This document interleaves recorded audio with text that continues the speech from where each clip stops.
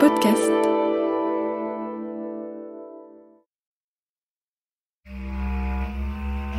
Affaire Marie Bénard. Épisode 8. Épilogue. Frédéric Potcher l'a souvent dit, cette affaire a été la grande affaire de sa carrière. Des années plus tard, en 1986, il raconte.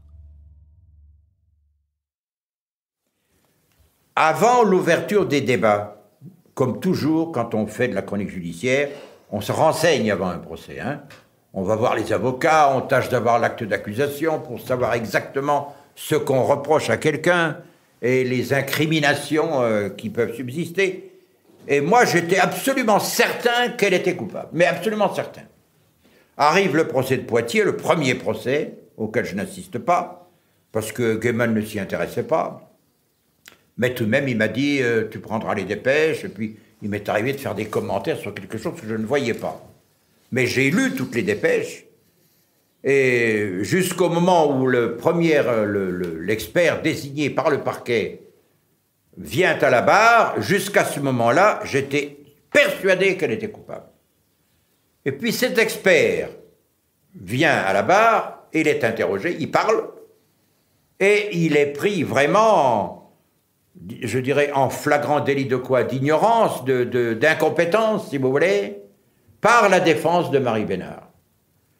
Alors à ce moment-là, il y a eu un déclic, d'ailleurs qui ne m'est pas personnel, d'autres l'ont eu comme moi. On dit, mais alors, est-ce que par hasard, elle ne serait pas coupable? Si l'expert se trompe à ce point, par négligence, par insuffisance, par tout ce que vous voudrez, ça pose tout de même des questions. Or, parmi ces questions, il y a la question essentielle, oui ou non, cette femme est-elle coupable? Alors, à partir de ce moment-là, il y a eu un doute.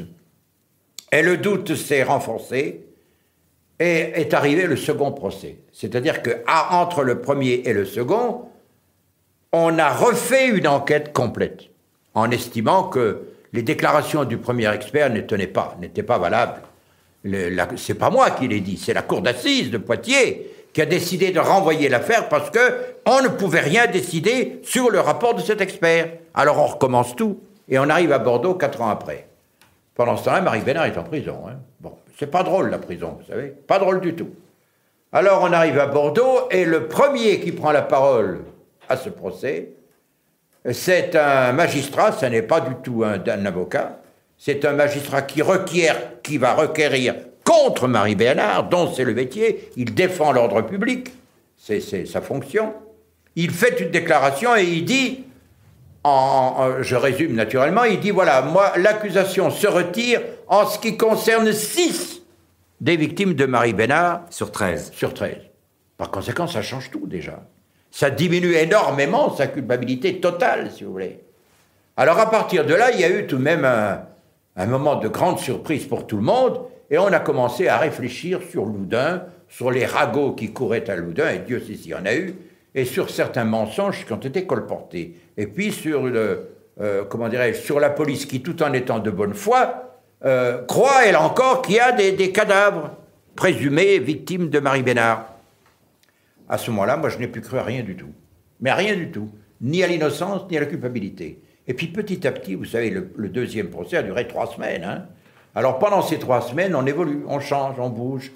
Et je n'étais pas le seul. Et il ne faut pas encore que je suis le seul à avoir varié comme ça. À la fin du deuxième procès, j'étais absolument persuadé qu'elle n'était plus coupable. Qu'elle était innocente, qu'elle était victime des racontars des ruelles de Loudun. Et Dieu sait s'il y en a eu. Bon. Il ne faut tout de même pas l'oublier, ça. Parce que c'est tout de même trop simple de dire que sur les racontars d'une bonne femme ou d'une autre, celle-ci, elle a tué celui-ci ou celui-là. Non, moi, ça ne me suffit pas, ça. Si bien qu'à la fin du deuxième procès, moi, j'étais convaincu qu'elle n'était plus coupable. Je ne suis pas le seul, je m'empresse de vous le dire. Un grand nombre de chroniqueurs judiciaires français de Paris et de province ont pensé exactement comme moi. Alors, au troisième procès, c'était fini. Pour moi, en tout cas, c'était liquidé. Elle avait été remise enfin en liberté provisoire, et c'est pendant cette période-là que je suis allé la voir, quand elle était en liberté provisoire, et moi, elle m'a fait à ce moment-là une impression tout à fait différente de celle que j'avais au début. Il faut vous dire que La presse a joué un grand rôle dans l'aspect de Marie Bénard. Ce sont les photographes qui ont fait de cette femme une tête d'empoisonneuse. On a fabriqué la tête de l'empoisonneuse. On ne savait pas comment c'était fait, une empoisonneuse. Mais là, on a su. On a pris la photo, on a pris le masque de Marie Bénard, qui est en effet un peu particulier, et on a dit, ben voilà, ça, c'est une tête d'empoisonneuse. À partir de là, c'est fini. L'empoisonneuse est typée, si vous voulez. Elle est typée comme Harpagon est typé, comme Tartuffe est typé. On a dit, voilà, l'empoisonneuse, c'est Marie Bénard. Mais c'est grave ce que vous dites sur mais l'importance de la presse. Mais c'est très grave, mon cher. Moi, je suis tout à fait de votre avis. Je trouve que la presse a des responsabilités très importantes dans beaucoup d'affaires. Et ça ne fait que s'aggraver. Dans l'affaire Grégory actuellement, c'est une affaire qui se passe dans les Vosges, comme vous savez, moi je trouve que le rôle de la presse est terrible. Terrible, absolument terrible. Et pas seulement de la presse, mais aussi de la télévision. Hein? Et la presse illustrée, surtout, a joué un rôle énorme dans l'affaire Grégory. On ne sait pas où on va. Et moi, je ne peux absolument pas croire tout ce qu'on me raconte dans certains journaux. Je ne crois plus rien, je ne peux plus le croire. Parce que je sais comment ça se passe, et je dis que c'est très grave. On court après la vérité, vous comprenez? Et on ne veut pas la trouver, on la maquille, la vérité. On la transforme. La télévision permet toutes les transformations possibles. Moi, j'en ai fait l'expérience. C'est pour ça que je reste absolument convaincu que Marie est innocente. Moi, je crois. Si vous vous trompiez, Frédéric Pottier, vous êtes-vous demandé quelquefois, ai-je le droit d'affirmer ça publiquement, et si jamais je me trompe? Mais bien sûr que je me suis posé la question. J'ai vécu des angoisses terribles pendant l'affaire Marie Bénard. Le public ne les connaît pas, les vrais ressorts. Les gens de Loudun, qu'est-ce qu'ils savent? Ils ne savent rien sur Marie Bénard. Ils entendent des potins, ils ont des illusions, ils croient à certaines choses. Mais tout ça, ça n'est pas le dossier. C'est dans le dossier qu'il faut chercher la vérité. Frédéric Pottier, est-ce que vous avez conscience d'avoir quelquefois influencé l'opinion publique? Non, je n'ai pas conscience. Je n'ai pas conscience d'avoir influencé l'opinion publique. On m'a fait... Non, ce n'est pas un reproche, dans ce procès comme dans un autre. Ah non, dans l'affaire Marie Bénard, moi, j'avais mon opinion, c'est certain, mais je ne travaillais pas pour le compte d'un journal, je ne travaillais pas pour le compte d'un parti, je travaillais pour la radio-télévision française. Autrement dit, je dois être absolument objectif. Moi, je prétends que l'objectivité absolue n'existe pas. Parce que nous avons beau faire, nous avons des cerveaux et nous transformons les choses, nous les arrangeons conformément à nos désirs, à nos tendances, à nos impulsions, etc. Il faut être honnête. Hein. C'est la seule chose qu'on peut demander à un journaliste. C'est d'être très honnête avec lui-même et avec les gens qui l'environnent. Moi, j'ai été honnête dans l'affaire Marie Bénard, constamment. Je n'ai jamais dit un mot, comment dirais-je, inspiré par mon imagination. Tout ce que j'ai dit, je l'ai entendu et je l'ai rapporté.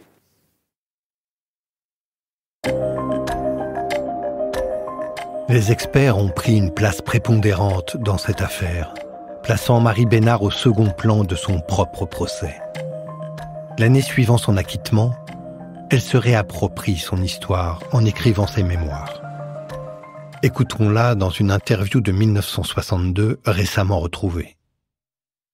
Dans cette affaire, j'étais la seule qui n'avait pas parlé. Aujourd'hui, je suis très heureuse, en écrivant mes mémoires, de dire toute la vérité. Cette vérité, on la voit au long des pages que vous avez écrites, et je voudrais que vous nous disiez ici ce qui, à votre avis, a été le plus terrible et le plus mal fait au cours de votre procès, de vos procès.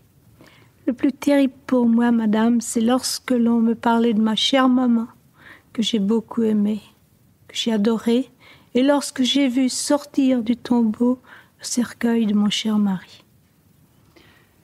Est-ce que vous espérez que désormais, à cause des épreuves que vous avez subies, quelque chose va être changé dans la manière dont les experts peuvent faire leurs expertises? Je le désire, oui, je l'espère.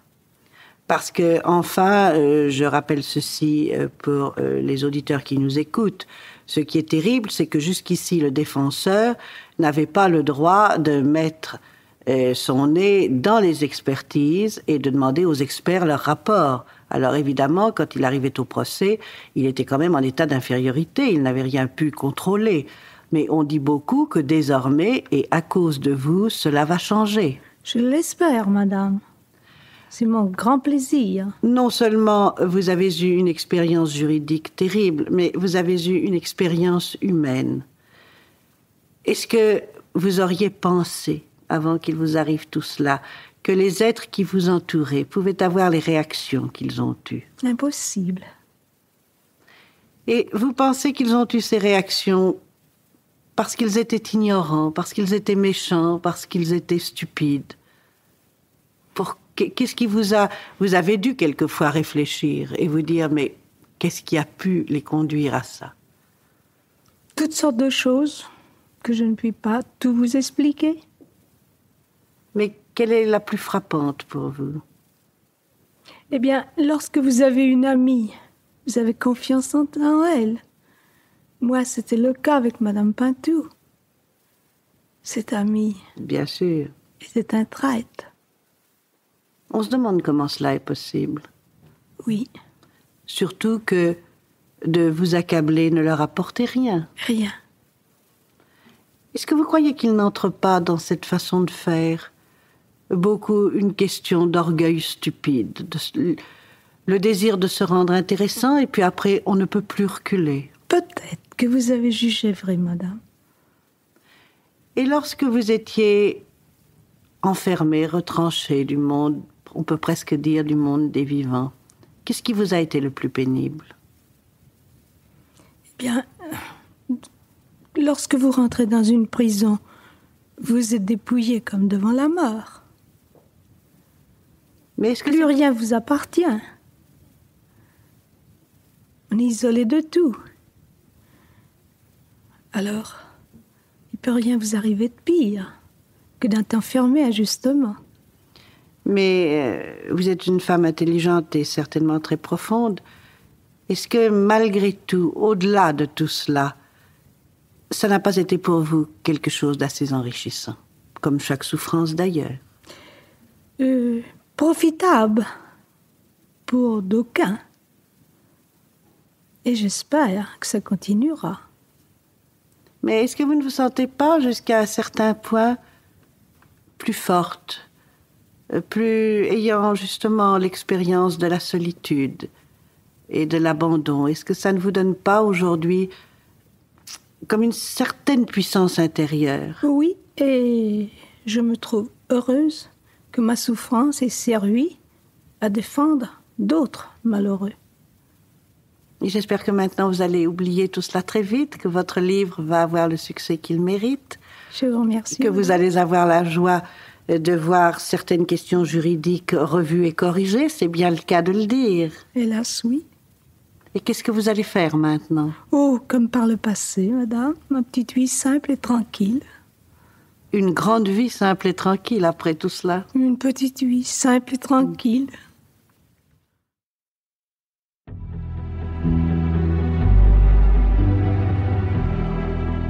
Le souhait de Marie Bénard sera exaucé. Les erreurs patentes commises durant son affaire ont entraîné des réformes importantes en matière de procédure pénale. Le Code exige désormais que lorsqu'une expertise concerne la culpabilité de l'accusé, les experts doivent être 2 au minimum. Après son acquittement, Marie Bénard est retournée vivre dans sa bonne ville de Loudun, où elle décédera en 1980.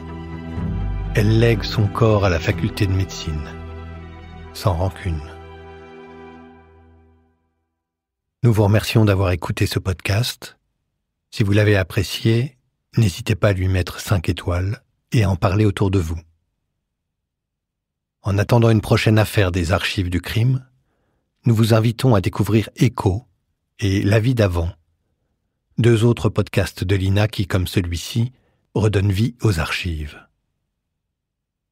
Les podcasts de l'INA sont disponibles sur podcast.ina.fr et sur toutes les plateformes d'écoute. À très bientôt.